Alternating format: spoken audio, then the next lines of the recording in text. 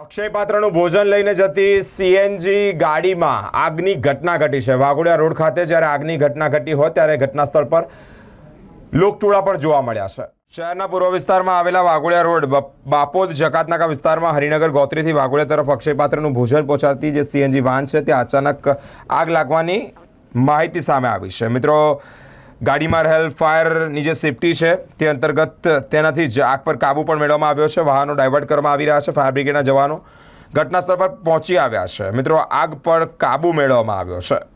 ગાડીમાં મોટું નુકસાન થતાં બચ્યું છે। વાઘોડિયા રોડ રંગવાટિકા બાપોદ જકાતનાકા પર શું બનાવ બનેલો? આ સીએનજી ગાડીમાં આગ લાગી ગઈ છે। કેટલું નુકસાન છે, શું કહેવા માગશો? નુકસાન તો ક્યાં નહીં, પણ હવે ખોલવી કાઢ્યું છે। શેના કારણે આગ લાગી હોવાનું તમને? વાયરિંગ શોર્ટ સર્કિટ વાયરિંગ બળી ગયું। આપનો પરિચય? જયેશ ભાલિયા।